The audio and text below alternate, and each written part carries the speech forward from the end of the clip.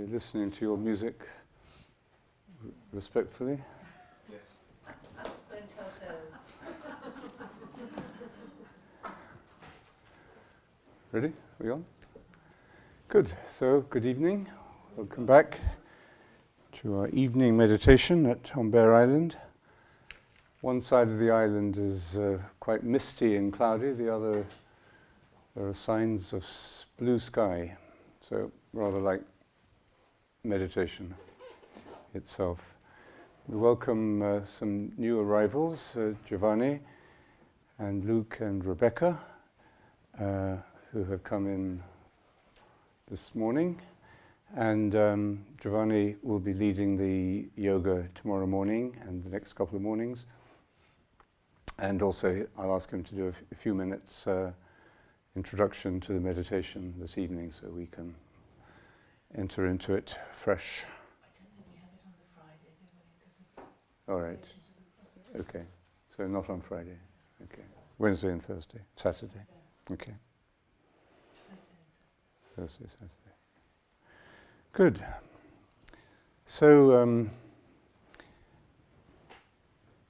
for your benefit, I won't summarize what we've been talking about, but we've been basically looking at some key moments in the life of Jesus leading up to the story that culminates with Holy Week and the Passion and the 3 days of Easter. Key moments in which we see the contemplative dimension or the contemplative practice, if you like, in the life of Jesus as it takes expression in times of silence, times of solitude, times of withdrawal. We've come here on retreat to a lonely place or to a quiet place, and Jesus did the same thing on a regular basis and at key moments in his life. Tonight we'll look at the last time he did that, which was the night of his night before his death, and after the Passover meal, which he celebrated with his disciples. It would have been a joyful and solemn, but also a joyful occasion in the Jewish life. He then went across the Kedron Valley, which is a small little dip, really. I always thought the Kedron Valley was a sort of like Death Valley or something, some huge, great chasm, but it's just a little dip. So he crossed the Kedron Valley to the Garden of Gethsemane. And this seems to be a place where he went on other occasions close to Jerusalem. And when I was in Jerusalem some years ago, of course, we went to visit the Garden of Gethsemane. And it is a very peaceful, secluded place, not far from the city, which is anything but peaceful and secluded. And a place of great great presence and great energy. We meditated there, and it was a very, very deep moment. And as well as that, it's a place which sort of brings the story and the details which have become mythical, of course, in our imagination. The stories of these last few hours of Jesus' life, which have been recorded and painted and had music made about them and imagined and books written about it, more than we can ever consume. But it brings these key moments down to earth because they're small places, actually. They're on a very human scale. And suddenly this great myth, becomes very real and very human. And one of the things that struck me in the Garden of Gethsemane was an olive tree, very gnarled old olive tree, which we were told was 2,500 years old, which would have been that Jesus would have seen it. Maybe that was where he withdrew a few feet away from his disciples to pray. We don't know, but so suddenly it becomes more real when you say, well, that tree, if it's 2,500 years old, that's where it was 2,000 years ago, and it was already 500 years old. Although I must say our guide, when you asked him, is that really true, would always say, if you want it to be. So this is one expression, this is one description of Gethsemane here. I think Matthew is the better one, sorry.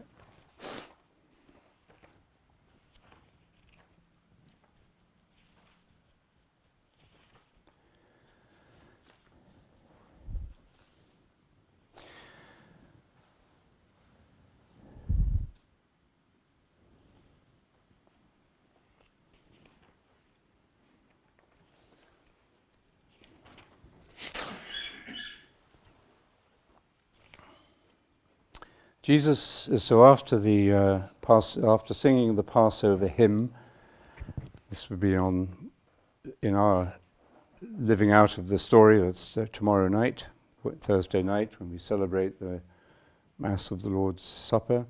They went out to the Mount of Olives, and it was then that he tells his disciples to be prepared for the fact that they are going to run away and abandon him. And they deny it, and Peter, of course, especially. But Jesus then came with his disciples to a place called Gethsemane. He said to them, "Sit here while I go over there to pray." He took with him Peter and the two sons of Zebedee, Peter, James, and John. Anguish and dismay came over him, and he said to them, "My heart is ready to break with grief. Stop here and stay awake with me." He went on a little further, fell on his face in prayer, and said, "My Father, if it is possible, let this cup pass me by. Yet not as I will, but as you will." He came to the disciples and found them asleep. And he said to Peter, "What? Could none of you stay awake with me for 1 hour? Stay awake and pray that you may be spared the test. The spirit is willing, but the flesh is weak."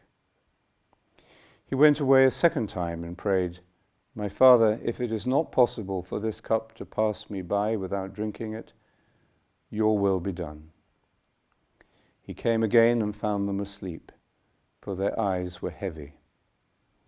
So he left them and went away again, and he prayed the third time, using the same words as before. Then he came to his disciples and said to them, "Still sleeping? Still taking your ease? The hour has come. The Son of Man is betrayed to sinful men. Up, let us go forward. The traitor is upon us." So, very moving and very dramatic description of the solitude, the loneliness of Jesus at this moment. He had withdrawn, as he did on many other occasions, to a quiet place with his disciples, with his friends. Sometimes he went to these places alone, sometimes with a few friends. So on this occasion he went with a few, expecting and hoping them to console him, comfort him, be companions to him. He just needed, like any other human being, to be able to go through what he had to go through alone, but to go through it with others near him. And they couldn't stay awake.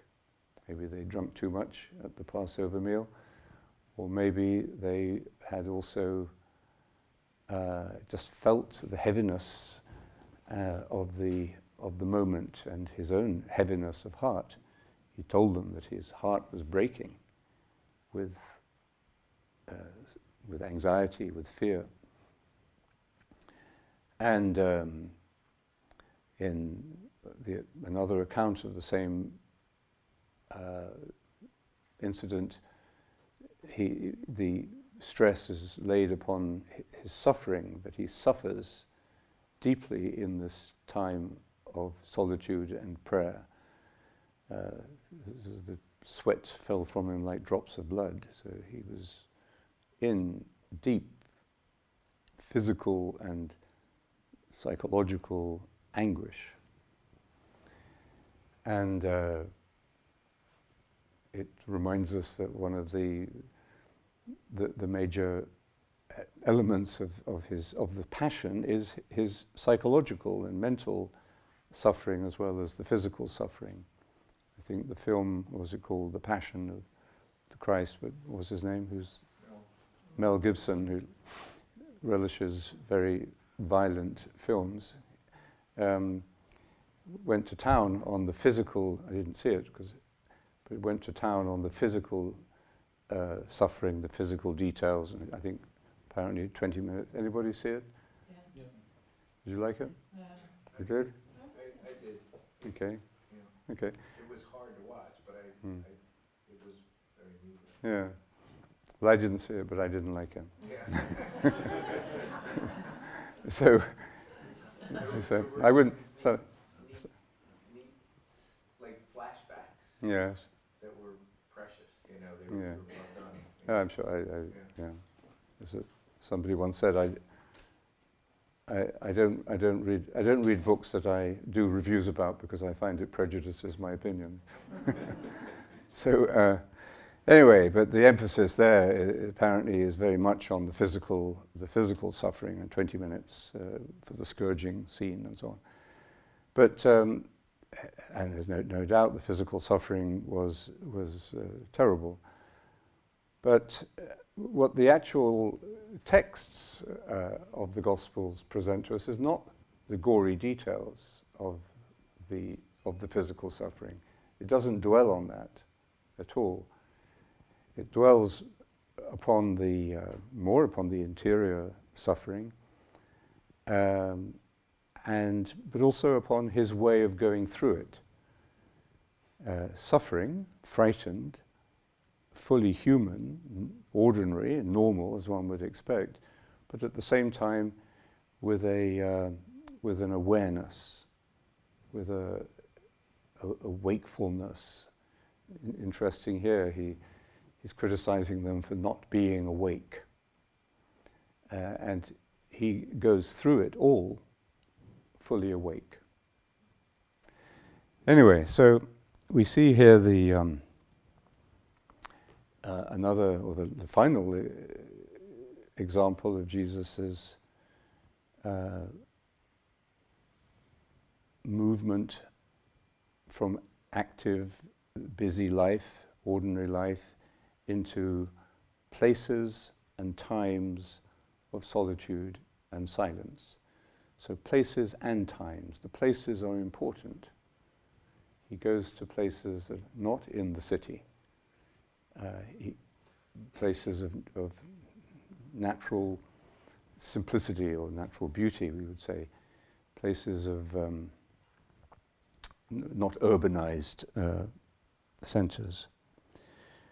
And there, in this, and maybe on other occasions, he went through turmoil and came through the turmoil, but had to go to a place like that and give the time necessary for it to allow the turbulence, the turmoil, or in this case, the primal fear. He's now being shaken by the primal fear of all of us however peaceful and beautiful a death we may have or hope to have, that we will have to go through some primal anguish, and as we face our end, and we know we're facing our end. It seems to be one of the things that we think separates us from the animal kingdom, that we are conscious of our beings towards death, of being mortal. So this is a primal fear that we have to face and we can go through.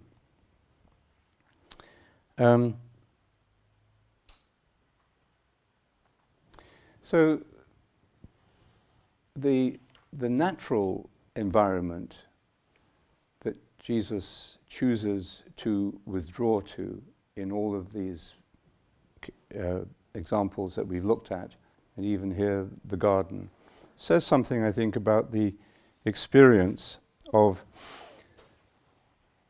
silence and solitude itself, the contemplative experience, something natural.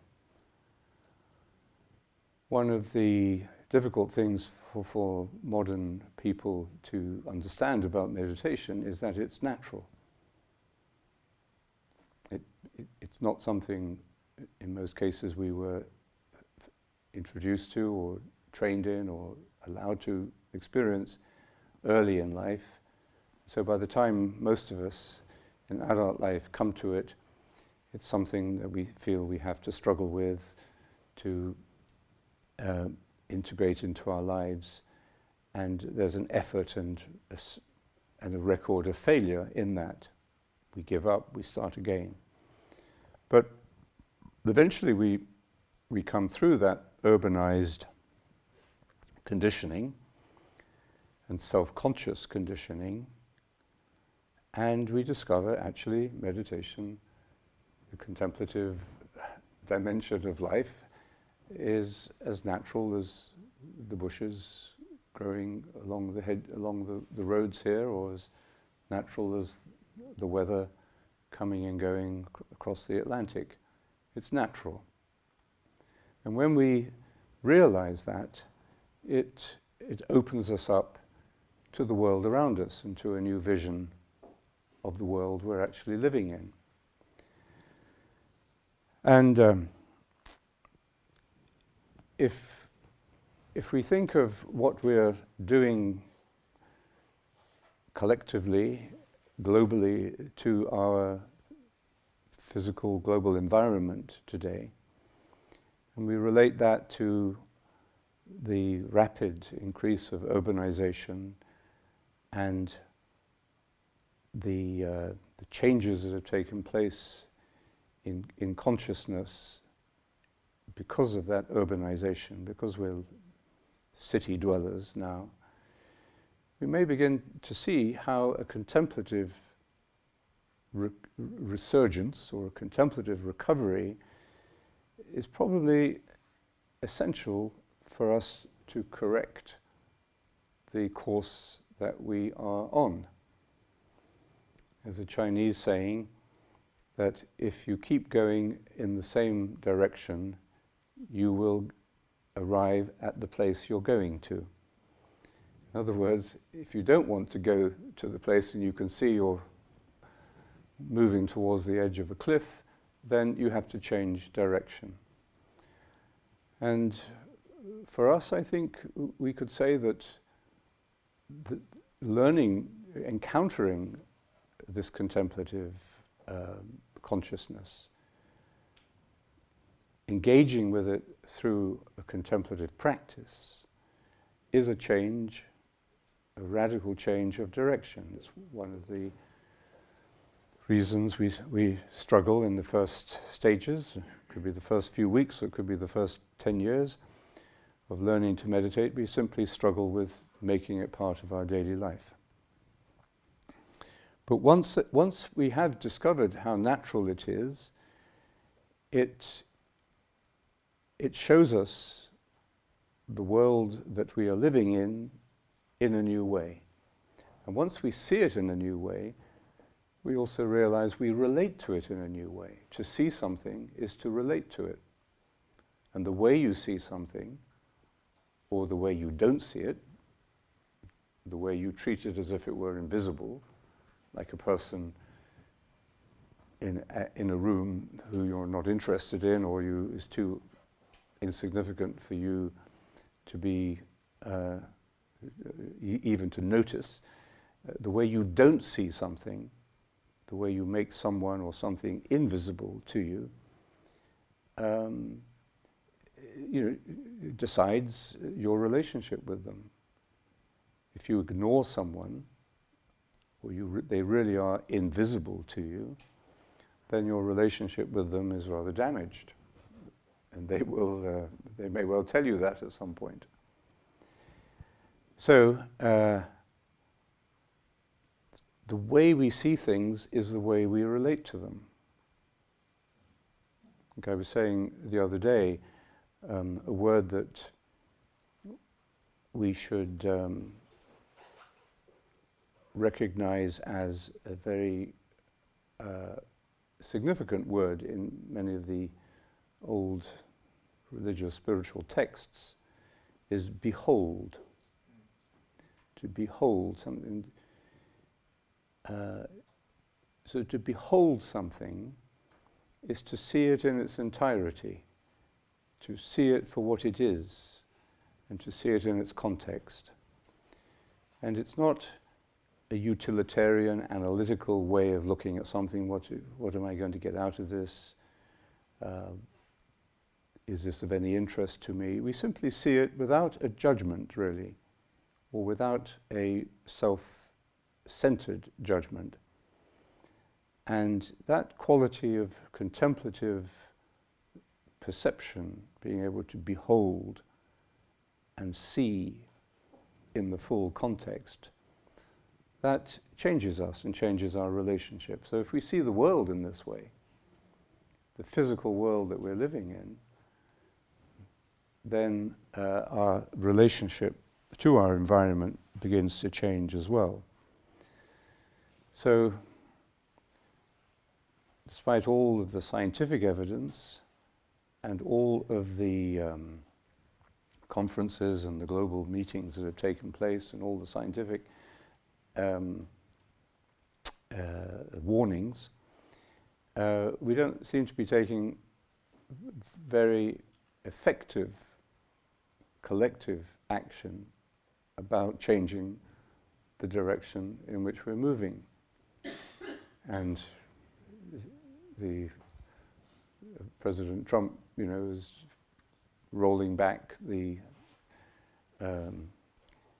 environmental legislation that the previous administration had brought in. So progress is always a very fragile thing. We can never be complacent about any progress we make.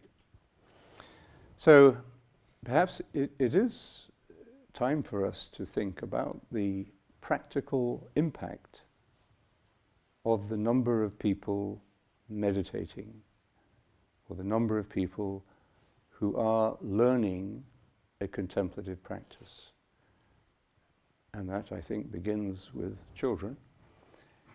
The practical impact of that contemplative consciousness on the way we relate and treat the world that we're living in. We live in an Anthropocene era now. It's an era in which the greatest single impact made upon the planet is created by human beings. And there's a general acceptance, I think, in the world of geology and in environmental studies that this is now a reasonable thing to say, that we, the human species, only one among many, but we, the human species, are creating the biggest impact on our global environment. And the responsibility that that brings with it is, of course, quite frightening, that we are capable of bringing about dramatic imbalance, and even fatal imbalance, at least fatal to ourselves and to many other species. So where does that come from?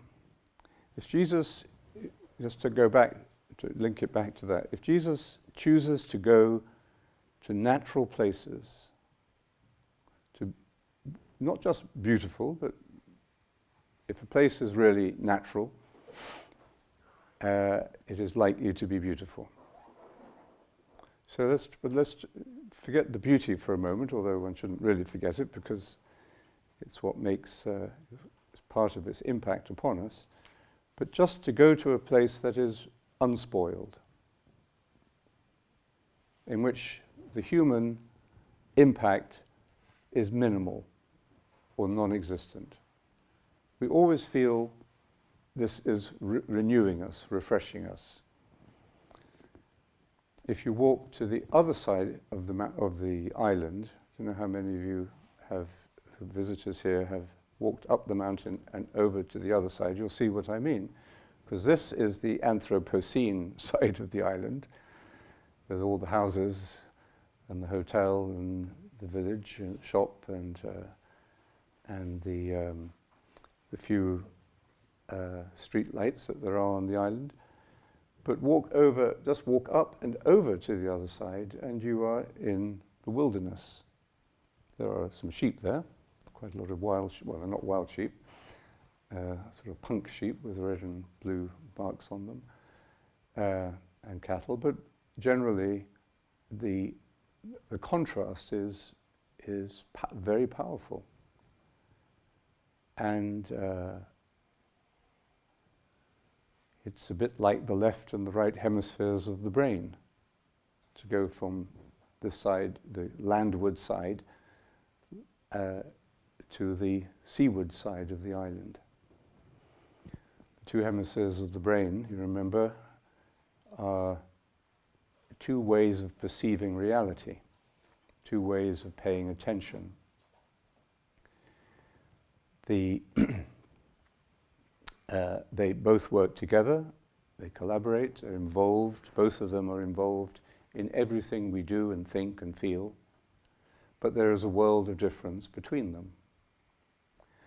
And the left hemisphere is the works by creating models of reality. So it deals through reductionism, or through reduction, it creates a model and then it takes things apart and then can put them together again. And it can do wonderful things, using a microscope. But this model of reality that is created is not reality. And according to Ian McGilchrist, who's brought together all of this research and neurological research into the two hemispheres of the brain, the left hemisphere of the brain is the messenger, but it thinks it's the master. It thinks it knows the world better than the right hemisphere of the brain or anybody else. It's very difficult if you are a very left brain kind of person. It's very difficult for you, for example, to say, sorry, I've made a mistake. I need to do this again. Because we invest ourselves so intensely in the models of reality and the systems that we create. And it looks down, in his way of describing it, it looks down in a condescending way to the right hemisphere of the brain, which is a bit flaky and not so scientific, so factual, so down to earth. But in fact, what neuroscience has shown us is that it is actually the right hemisphere of the brain, you might say the contemplative consciousness, it's the right hemisphere of the brain that actually is in touch with reality as it is. it is in the flow of things. It doesn't work through models, pictures of reality. It is in the moment with what is happening. It specializes in first-hand experience. It then sends that first-hand experience through billions of these little transmitters to the left hemisphere of the brain, and the left hemisphere is supposed to file it and package it and create models which are useful so that we don't get lost every time we go from the heritage center back to the place we're staying. We have these little models, little maps in our brains after a while. You got lost, did you, today? And then it's supposed to send that back to the right hemisphere of the brain for its use. But what happens culturally and psychologically if that exchange, that flow between the contemplative and the active ways of it paying attention, the ways of being, the Martha and the Mary, if they become disrupted, well, we begin to treat the world as if it were a machine. We work on a mechanical model of life and even of the human. We reduce the human to some kind of machine. And we all have felt this when we're treated by bureaucracy or by customer service lines or banks or airlines. We all feel how modern life, with its amazing achievements, and even medicine can be thrown into this, nevertheless treats us increasingly in a depersonalized, mechanical, computer kind of way. And this is how we begin to see ourselves then.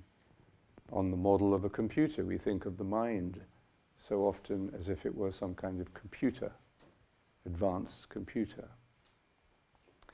So,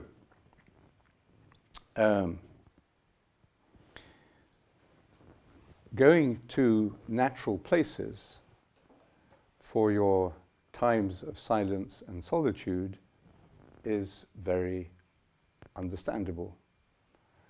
Because in those times of silence and solitude, you are allowing your own being, your own consciousness to rebalance for the flow between left and right hemisphere, between contemplative and active, to be reset, to be enhanced. And we know Jesus wasn't a hermit.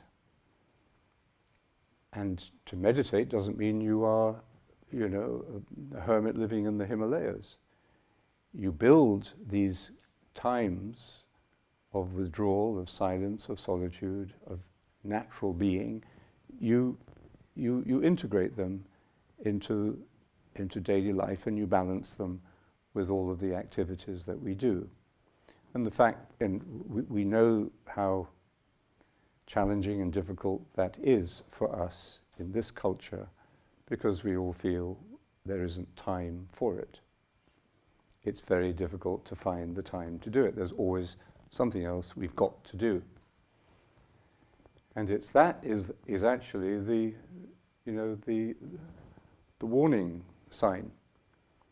That's the signal that we honestly feel we don't have time for this, although most of the time we feel it's what we would like to do and want to do. So, one of the consequences of this imbalance in our life, and Jesus is clearly teaching by his example the need for balance, that one of the consequences of the imbalance is that we become increasingly self-enclosed, self-encapsulated, self-conscious, and less able to behold, less able to see what is simply there, what is naturally present. Because what we are seeing is being filtered through the models, and usually the rather confused models of reality that we have constructed. Contemplation is no more, no less than seeing what is there with a pure heart. And in that is the meaning of the Beatitude. Happy, relieved, we might say, are those who are pure of heart, for they see God, they see what is.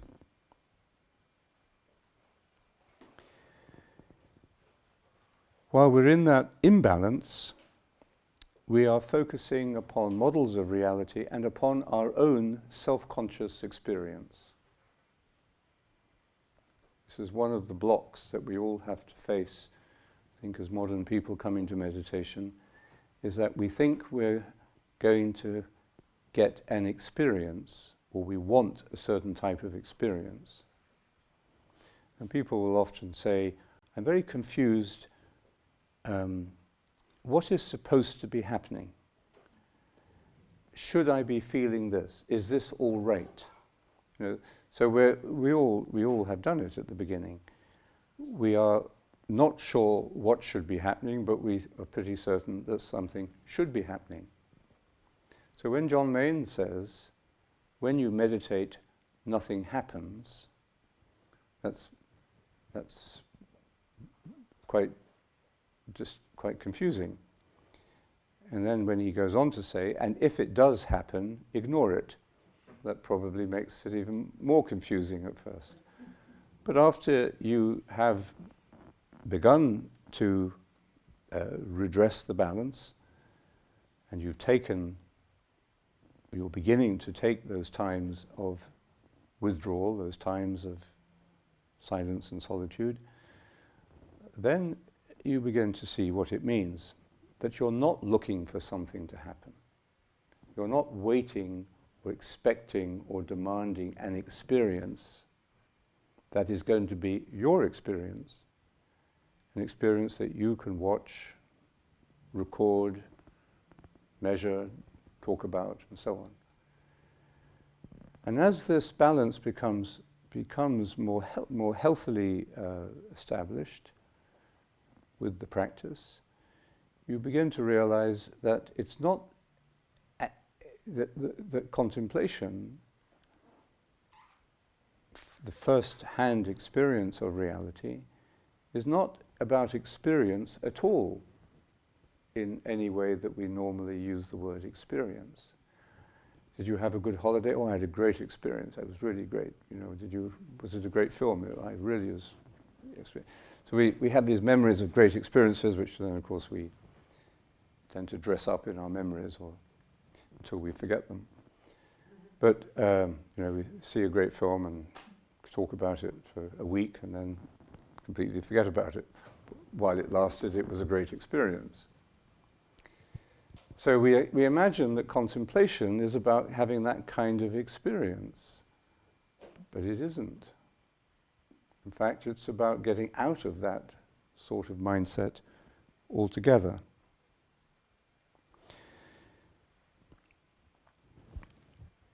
The great teachers of our tradition urge us, and Jesus himself says, to be watchful, to be awake, Jesus said, and the later teachers will say, be watchful of your heart, of that.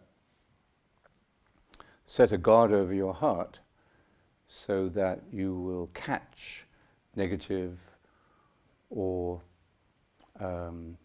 destructive thoughts, feelings, passions, patterns of behavior, patterns of feeling.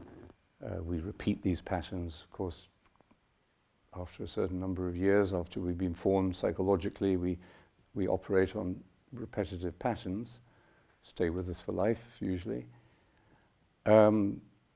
So the advice is, be aware, catch them.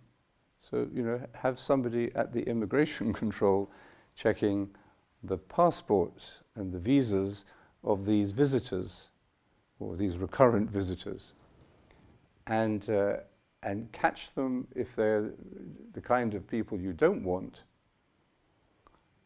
wandering around your psyche, then catch them and deal with them and turn them into a friend. Rather than send them back, you turn them into a friend. But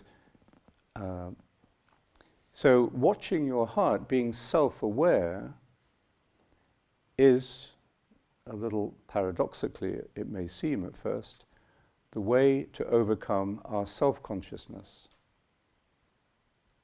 Because our self-consciousness is really locked into these recurrent patterns, which include the pattern of desiring an experience that we can say is mine, that we can say that meditation was worthwhile because I got that kind of experience from it, or this or that. So that's where our self-consciousness is embedded. It's in those repetitive cycles, patterns of our own minds. Catch them and sort of expose them, be conscious of them, arrest them, and then dissolve them. Then you become more free, because you're not subject to these involuntary patterns and cycles. Do that, and you will become less self-conscious and more able to behold, more able to see what is there. It's difficult for us, until we've begun that, to understand or believe the silence and the solitude that we see Jesus teaching us through his regular withdrawal to places and times alone or with his friends. Very difficult for us in the Western culture and Western Christianity, because they've been trapped in the self-conscious mind.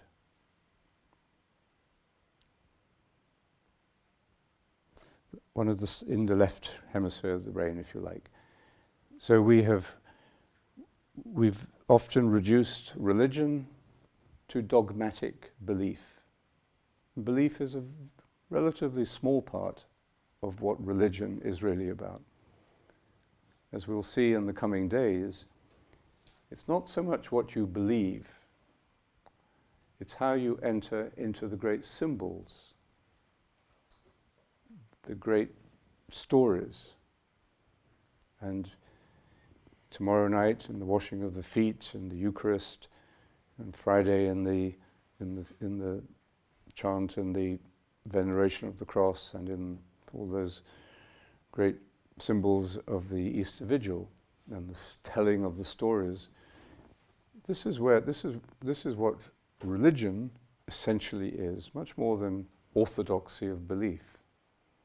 And we've reduced religion to this kind of checklist and, KGB type of theological correctness. It's not that the beliefs and the doctrines are not important, the dogma is not important, but they are not the essence of a religious awareness of the world. So we've often reduced religion through the self-conscious mind to being merely dogma or doctrine, or compliance with rules. In other words, we've reduced the gospel. Pope Francis warns us one of the great dangers of facing the church is to reduce the gospel to an ideology. Maybe it's a moral ideology or political ideology. We reduce it to things that can be enumerated, bullet points, and creating a model of reality out of it, rather than seeing it fresh in the moment for what it is. This is why many people, myself included, find that the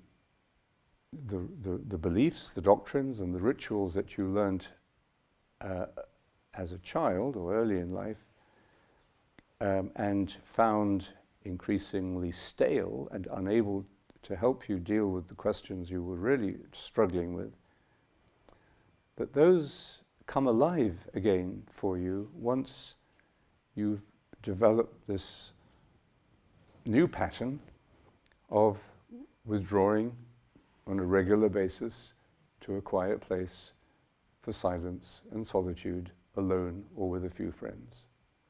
Once that contemplative pattern begins to form, it enables you to revisit and rediscover with a fresh and immediate awareness the meaning of these doctrines or the meaning of these symbols and the rituals. So our work of silence and solitude, which is the work of the mantra in the way we meditate, is quiet but revolutionary. It changes things at their root.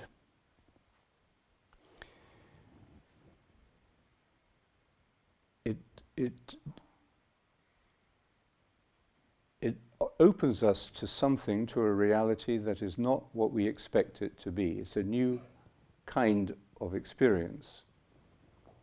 It even makes us think of the meaning of experience itself. What is experience? When the Buddha was asked at the end of his life, "What did you get out of meditation all these years?" he said, "Nothing." But he said, "But I lost a lot." I got rid of a lot. If we could approach meditation to begin with, anyway, in this way, to see it's about it's clearing out, it's letting go of things rather than trying to acquire something, we'd find it much easier.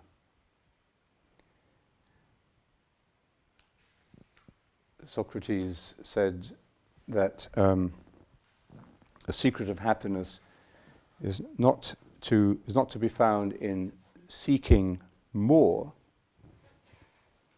but in developing the capacity for less, to enjoy less things. So we become more, the more simple we become, the more joyful we become, the happier we become. And again, there's one part of our mind that cannot make sense of that, especially our ideologically consumer-trained minds. It's all about getting something and acquiring it and stocking it up. So it takes time for that mindset to be reprogrammed or to be let go of, and to discover what we were talking about this morning, the grand poverty, the great, deep and rich poverty of the silence and the solitude.